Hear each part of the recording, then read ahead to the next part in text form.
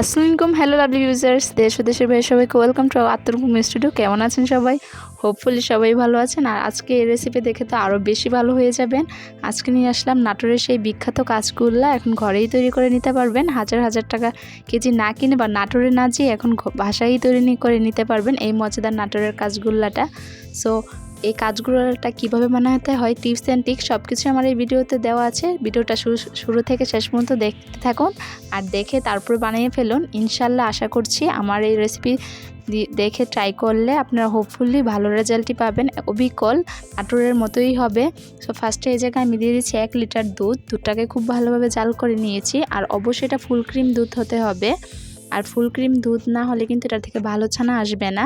So আমি সবসময় prefer করি ফুল ক্রিম দুধটা। সো দুধটা দেওয়ার পর দেখতেই পাচ্ছেন জাস্ট একটা ব্লক ওঠার পরেই আমি দিয়ে দিচ্ছি এই জায়গায় ছানাটা ফেটে নেওয়ার জন্য ভিনেগার। আমি এই জায়গায় 4 চামচ ভিনেগারের সাথে 4 চামচ পানি ইউজ করছি। অবশ্যই ভিনেগারটা দেওয়ার পর যখনই দেখবেন যে একটু ব্লক এসেছে তখনই চুলার আঁচটা একদম মিডিয়াম টু লোই করে দিবেন, তা না হলে কিন্তু ছানাটা শক্ত হয়ে যায়। আর ছানাটা শক্ত হওয়ার কারণ হচ্ছে পানিটা গরম থাকে। সো গরম পানিতে ছানাটা শক্ত হয়ে যাওয়ার ফলে এই ছানাটা কিন্তু খুবই হার্ড হয়ে যায় আর সেটা কাজগুলোটা তৈরিও হয় না পারফেক্টভাবে। আর এখন আমি চুলার আঁচটা নিভিয়ে তারপরে যে আমি পানি দিয়ে দিচ্ছি, অবশ্যই রুম টেম্পারেচারে ঠান্ডা পানিটা দিয়ে দিচ্ছি। আর ঠান্ডা পানি দেওয়ার সাথে সাথেই কিন্তু আমি একটা স্ট্রেনারে খুব ভালোভাবে ছেঁকে নিয়েছি।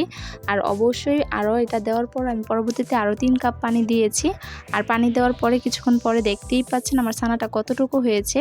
আজকে আমার 1 কেজি দুধের কয়টা কাজগুলা হয় সেটাই আপনাদের দেখাবো। আপনারা চাইলে এই জায়গায় কিন্তু হাফ কেজি দুধ দিয়েও করতে পারেন।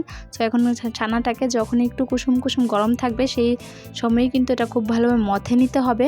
ভালোভাবে মথে না নিলে কিন্তু এটা পারফেক্ট হবে না।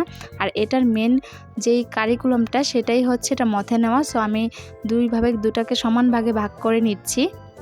আর আমার রেসিপিগুলো যদি আপনাদের কাছে ভালো লাগে অবশ্যই লাইক কমেন্ট শেয়ার এবং সাবস্ক্রাইব করে পাশে থাকা বেল বাটনটা ক্লিক করে যাবেন। যারা ফেসবুক পেজ থেকে দেখছেন অবশ্যই ফেসবুক পেজটাকে একটা ফলো দিয়ে একটা লাইক দিয়ে একটা শেয়ার দিয়ে যাবেন। সো দেখতেই পাচ্ছেন আমি হাফটা আরেক জায়গায় সরিয়ে রাখলাম আর হাফটা দিয়ে খুব ভালোভাবে চিনি দিয়ে আরেকটু ম্যাশ করে নিচ্ছি।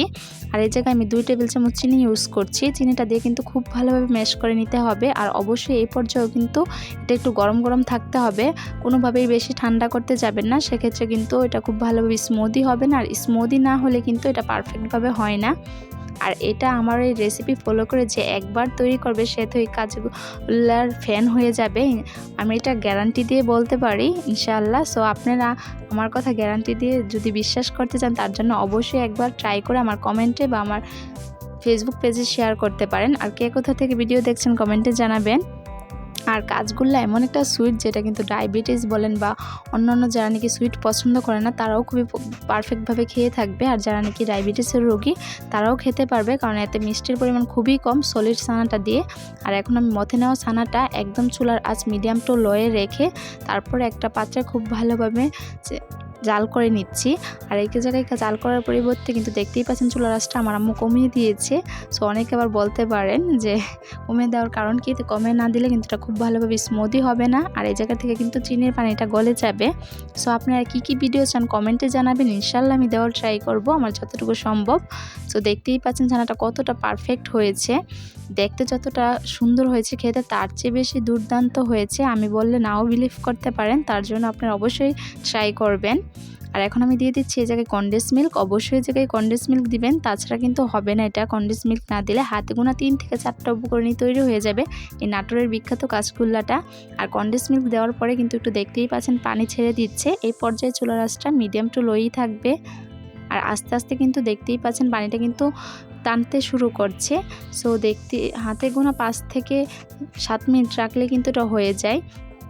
আর এটা কিন্তু খেতেও খুবই দুর্দান্ত লাগে। ছোট থেকে বড় এমন কেউ লোক নেই যে কাজগুলো বা এরকম মিষ্টি পছন্দ করে না। আর যেটা যদি হয় ছানার মিষ্টি, সো এখন আর দূরে না যেয়ে বা নাটোরে না ভ্রমণ করে বাসায় তৈরি করে নিতে পারবেন। সো আমি একদম কুসুম কুসুম গরম থাকার পরিবর্তে আমি এটা একটা প্লেটে সার্ভ করে নিয়ে বাকি যে ছানাটা আমি রেখেছিলাম সেটা আমি এখন মিশিয়ে ফেলছি।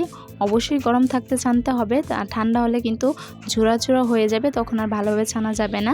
সো দেখতেই পাচ্ছেন আমি খুব ভালোভাবে মথে নিচ্ছি। এটা যত বেশি স্মুথভাবে মথবেন এটা তত ভালো হবে। সো এখন আমি কাঁচাগোল্লার শেপ দিয়ে নেব। আমি কিন্তু হাতে থেকে 5 থেকে 6টা উপকরণ দিয়ে করে নিয়েছি। খুব ইজি উপায়ে কিভাবে এটা তৈরি করতে হয় সেটাই আমি দেখিয়ে দিলাম। আর দেখতেই পাচ্ছেন আমি কিন্তু একটু সময় ধরেই মাখিয়ে নিচ্ছি, কারণ বারবারই তো বলে দিচ্ছি এটা স্ট্রাকচারটা যত স্মুদি হবে খেতেও খুবই ভালো লাগবে। সো আমি এখন দেখতেই পাচ্ছেন গোল শেপ করে নিচ্ছি, কাঁচাগোল্লার শেপ। এটা বলার কিছু নেই, এটা জাস্ট দেখার বিষয়। সো আপনি একটু দেখে বুঝে নেন। আর এখন আমি এই জায়গায় গুঁড়া দুধ দিয়ে খুব ভালোভাবে এটা কোট করে নিচ্ছি। আর এটা গুঁড়া দুধ দিয়ে কোট করার কারণে কিন্তু এটা আরও বেশি টেস্ট বেড়ে যায়। সো আমার সবগুলো হয়ে এসেছে। ফাইনাল লুক কত ইয়ামি হয়েছে, খেতেও খুবই দারুণ হয়েছে। সো একটা কাটে আমি দেখিয়ে দিচ্ছি যে ফাইনাল লুকটা কত ইয়ামি হয়েছে। সো আজকে এতটুকু বিদায় নিচ্ছি। সম্পূর্ণ ভিডিওটি দেখার জন্য ধন্যবাদ। সবাই আমার ফ্যামিলির জন্য দোয়া করবেন। আসসালামু আলাইকুম।